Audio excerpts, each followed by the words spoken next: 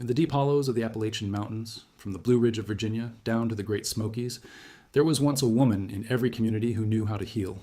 They called her the granny doctor, the herb woman, the root worker. She could not read a medical textbook. She did not need one. Her knowledge came from her grandmother, who learned it from hers, who learned it from a Cherokee herb woman or a Scots-Irish immigrant midwife who crossed the ocean with seeds sewn into the hem of her dress, going back 300 years. Nothing was ever written down. When the last herb women of Appalachia began dying out in the 1970s and 80s, most of what they knew died with them. Ethnobotanists from the University of Kentucky and West Virginia University rushed to document what they could. They arrived too late in most cases. But what they saved, 25 of the most powerful remedies, is what I'm going to share with you in this video. Not general information.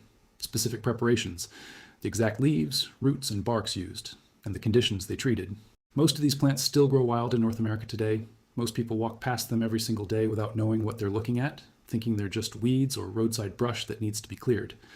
And there's one remedy at number 7 on this list that modern researchers now quietly admit may be the single most powerful antiviral plant in all of North America. By the way, there's something you should know about this list before we go further. Many of these Appalachian remedies are still used today, not in doctors' offices, by people who refuse to accept you're just getting older as a medical answer. They're inside the green vault, the exact protocols, dose, timing, combinations, warnings, the kind of detail the granny doctors knew and modern medicine forgot. 21 pages for each remedy, verifiable sources, drug interaction tables for the people who take 3 or 4 prescriptions already. Everything your doctor would give you if they had 2 hours per visit instead of 15 minutes. Link in the description. Anyway, number 25 on this list, Jewelweed, Impatiens capensis, called spotted, touch me not by the old-timers.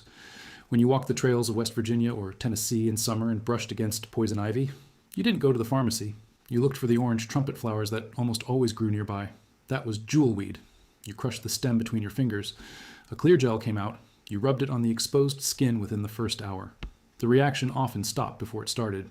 Researchers at Western Carolina University confirmed the neutralizing mechanism in a 2012 study. The granny doctors knew this 200 years before that study existed and passed the knowledge from mother to daughter in the shade of the poison ivy itself. Number 24, plantain, Plantago major. Let me show you what's really happening with all of this. At some point in the last few years, you left a medical appointment with a new prescription, and with the feeling that no one was really listening. That wasn't an impression. That was the system. The average American doctor spends roughly 15 minutes with a patient. About half of that is spent on data entry. What's left is barely enough to write a prescription. Nearly 40% of Americans over 65 take 5 or more medications simultaneously. Doctors have a name for it, polypharmacy, a disease caused by medicine itself. The pharmaceutical industry generates over $600 billion a year in the United States. With chronically sick people, not with healthy ones. There's another path. The granny doctors of Appalachia walked it for 300 years. It never disappeared. It was just buried. The Green Vault has the exact protocols these herb women used, restored by integrative practitioners, cross-referenced with modern clinical research, over 50 guides, verifiable sources, new protocols every month, a community of members who decided that a prescription was not a life plan, for less than the cost of 1 hour with a private specialist per year. Link in the description or scan the code on screen. Continuing. Plantain, Plantago major. The broad leaf you've stepped on 1,000 times without knowing what it is. The granny doctors chewed the leaf into a poultice and applied it directly to bee stings, snake bites, and infected cuts. Modern studies confirm antimicrobial and wound healing compounds called aucubin and allantoin. Number 23, yarrow, Achillea millefolium, used since at least ancient Greece to stop bleeding. In Appalachia, it was the first thing the granny doctor reached for after an axe wound. Fresh leaves crushed and packed into the cut. The bleeding stops within minutes. Number 22, Mullein, Verbascum thapsus. The soft velvet leaves were smoked, steeped into tea, or made into cough syrup for bronchitis, whooping cough, and stubborn asthma. Germany's Commission E, the gold standard of plant medicine regulation, still lists Mullein for respiratory conditions today. And that's just the start of this list. One more thing, every year that passes without the right protocol is a year your body works against you, not because it's aging, because no one ever gave you the right instruction. The granny doctors of Appalachia gave that instruction for 300 years. They aren't here anymore. Their protocols are Green Vault, link in the description. Continuing, number 21, catnip, Nepeta cataria, not just for cats. Catnip tea was the standard remedy for colicky babies in mountain households. A weak infusion, 1 teaspoon in a cup of hot water, strained well, calmed restless children within minutes. The active compound, nepentolactone, is a mild nervous system relaxant, confirmed by modern pharmacology. Number 20, bone set, Eupatorium perfoliatum, named because the fever it broke was so high it felt like it was breaking your bones. Granny doctors used bone set tea for influenza, dengue, and malarial fevers throughout the 1800s. It's bitter, brutally bitter. It was supposed to be. Number 19, golden seal, Hydrastis canadensis. The berberine and golden seal root is one of the most studied natural antimicrobials in modern research. The granny doctors called it the all-purpose infection fighter, used for sore throats, stomach infections, eye infections, and skin ulcers. Number 18, willowbark, Salix species, the original aspirin. The active compound, salicin, was isolated from willowbark in 1828 and became the direct model for acetyl salicylic acid. The granny doctors had been chewing willowbark for headaches, fevers, and rheumatism for at least 200 years before any laboratory in Europe heard the word salicin. Number 17, slippery elm bark, Ulmus rubra. The inner bark, pulverized and mixed with hot water, becomes a mucilage that coats the entire digestive tract. Mountain families used it for stomach ulcers, sore throats, coughs, and diarrhea. One remedy, 4 conditions.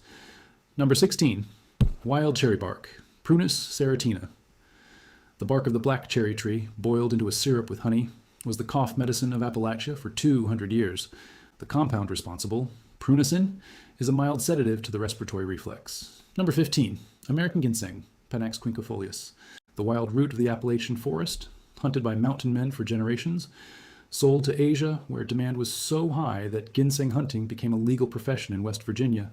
Used for exhaustion, recovery from serious illness, and as a restorative daily tonic for the elderly who had worked the hard land for 60 or 70 years. Number 14, black cohosh, Actaea raxmosa, the women's remedy, used for menstrual cramps, difficult labor, and what we now call menopause. Germany's Commission E approves it today for climacteric complaints. The granny doctors never needed permission. Number 13, burdock root, Artium lapa, the spring bitter, dug fresh from the ground in March, boiled and drunk to clean the blood after a long winter on preserved meat. Modern research confirms burdock root supports liver detoxification pathways, a natural diuretic and mild laxative. Number 12, yellow dock root, Rumex crispus, the iron restorer, used for anemia, fatigue, and women recovering from childbirth. The root is high in bioavailable iron and stimulates bile production in the liver. Number 11, sassafras, Sassafras albidum, the spring tonic of every Appalachian household. Root bark boiled into a red tea that signaled the end of winter. Modern regulation restricts commercial sassafras extract because of one compound, safrole. But the traditional root tea in moderate amounts was the staple spring cleanse for centuries. Number 10, peppermint, Mentha piperita, not the store-bought kind. The fresh leaves crushed into hot water. The granny doctors used peppermint for nausea, indigestion, gas, and tension headaches. One plant, 4 complaints, instantly available from the kitchen garden or from a pot on the windowsill in winter. Number 9, elderberry, Sambucus canadensis. The dark purple berries, cooked into a thick syrup with honey, were the flu medicine of every mountain family. A study at Hadassah Medical Center in Jerusalem, 1995, confirmed that elderberry shortens influenza duration by roughly 4 days. The granny doctors had known that for at least 300 years. Number 8, comfrey, Symphytum officinale. The bone knitter, the bruise dissolver. Leaves pounded into a paste and applied externally to sprains, fractures, and deep bruises. Internal use was later restricted because of pyrrolizidine alkaloids, but the external poultice is still used by serious herbalists today. Number 7, the one I promised you earlier, Osha ligusticum porteri, also called bear root, mountain lovage, or Indian root. This is the plant that modern researchers have quietly called the strongest antiviral in all of North American ethnobotany. The granny doctors kept a piece of Osha root tucked in their cheek during flu season. They chewed it for sore throats, bronchitis, and every kind of respiratory infection. Cherokee healers used it long before the European settlers ever arrived. The settlers learned from them, not the other way around. Number 6, pine needle tea, white pine, Pinus strobus. 5 times more vitamin C than an orange. The remedy for scurvy in Appalachian winters when no citrus could grow. The needles steeped in hot water for 10 minutes, never boiled, because boiling destroys the vitamin. Important warning, not all pine species are safe. Yew and Norfolk Island pine are toxic, only white pine, red pine, and a few other verified species. Number 5, rosemary, Rosmarinus officinalis. The memory herb, The granny doctors brewed strong rosemary teas for mental fog, circulation problems, and tension headaches.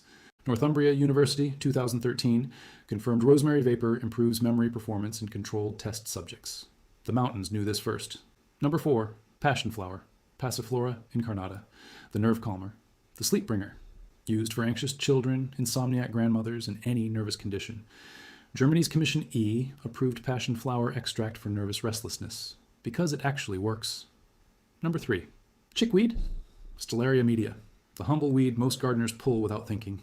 Fresh leaves crushed into a green salve were the granny doctor's standard remedy for eczema, psoriasis, and insect bites. The mucilaginous compounds form a cooling film on irritated skin. Number 2, ramps, Allium tricoccum, the wild spring onion of the Appalachian Mountains. The first green food after a long winter. Mountain families believed ramps cleaned the blood after months of preserved meat and cornbread. Sulfur compounds in ramps support liver detoxification pathways. The same compounds found in garlic and onion, concentrated wildly higher. Number 1, the single most important preparation in the Appalachian granny doctor's medicine chest, switchel, not a plant, a preparation, raw apple cider vinegar, raw honey, fresh ginger, cold spring water, drunk by field hands at harvest time, by mothers recovering from childbirth, by the sick breaking a fever, by the elderly who could no longer work the land. It restored electrolytes, provided rapid energy, supported digestion, calmed inflammation. Every Appalachian household knew the recipe. Every household used it slightly differently. The base formula, 1 quart of cold spring water, 2 tablespoons of raw apple cider vinegar, 1 tablespoon of raw honey, a thin slice of fresh ginger, drunk cold in summer, warmed gently in winter. This single preparation was the multivitamin, the electrolyte drink, the daily tonic, and the morning cold remedy of the Appalachian Mountains for 300 straight years. Now, the science behind why all of this worked. When researchers from the University of Kentucky and the University of North Carolina began cataloging what the granny doctors actually used, they noticed something strange. These remedies rarely contradicted each other. They worked in layers. Wound remedies on one layer, respiratory remedies on another, digestive remedies, sleep remedies. Each plant had 1 or 2 very clear uses. No plant was ever sold as a cure for everything. That is not how modern pharmaceutical marketing works. Modern drugs claim to treat many things at once. They almost always have side effects that require other drugs to manage, which generate their own side effects. The granny doctors had no such problem. The plant did the one thing it did, the next plant did the next thing, the next plant did the thing after that. Simple, specific, survivable. How to use them together. A single evening tea, peppermint, passion flower, a whisper of catnip, for digestion and sleep in 1 cup. A single morning tonic, switchel with a sprig of rosemary steeped in for 3 minutes, for energy and memory. A single weekly bitter, yellow dock and burdock simmered together, for the liver, a single topical jar, comfrey, plantain, and yarrow rendered into a salve, for any wound, bruise, or sting, 4 preparations, 24 of the 25 remedies covered in a weekly rhythm. Asha stays in the pantry, dried, waiting for flu season, the daily rhythm of the mountain family. Morning, a glass of switchel with a sprig of rosemary and warm water. Midday, whatever food grows in your region during that season. Nothing more. Late afternoon. A small bitter infusion of yellow dock or burdock before dinner. Evening. Peppermint and passion flower tea an hour before bed. At the first sign of illness. Osha in the cheek. Mullein tea. Elderberry syrup by the spoonful. No pharmacy on the corner. No monthly prescription refill. No polypharmacy cascade of 1 pill triggering another. No 15-minute consultation cut in half by data entry. Just the mountains. And what grew there? And the woman who knew what to pick, when to pick it, how to prepare it, and how much to give, the long arc of a mountain life. Families who lived by these protocols routinely lived into their 80s and 90s. Not because they had modern medicine, they did not, because they prevented with plants what modern medicine treats with prescriptions after the damage is already done. Prevention is always cheaper than treatment, and always more sustainable than polypharmacy. The granny doctors knew this in their bones. They could not explain it in molecular terms, but their results spoke for themselves across 300 years. This knowledge didn't disappear on its own. It was ignored, dismissed, ridiculed for decades, but it lives on in every video on this channel. If this video made a difference for you, subscribe and share it with one person who needs this knowledge in their life right now. Every share keeps alive what the granny doctors spent 300 years protecting. The next video opens a new chapter. The 3 Appalachian trees, whose bark was traded like gold by settlers in the 1700s. One of them is still growing in almost every state east of the Mississippi River. The other 2 are so rare now that the herbalists who know where they grow guard the locations like family secrets. Subscribe so you don't miss it. Ring the bell for the moment it uploads. One last thing before we finish. The granny doctors didn't just heal bodies, they protected something bigger than that. A way of life where knowledge belonged to the family, to the community, to the mountains, not to a corporation, not to a patent office in a city they had never seen. When the last of them began to die, many of them took their strongest preparations to the grave on purpose. They had seen what happened when folk knowledge got turned into patented drugs. The plants got restricted. The knowledge got locked behind prescriptions. They didn't want that for what their grandmothers had taught them, so they let some of it die. Or they gave it to one apprentice under a solemn oath of secrecy. What you just heard is a fraction of what they actually knew. But it's enough to begin. This knowledge doesn't belong to the industry. It belongs to you. Subscribe to Green Vault so no one forgets it.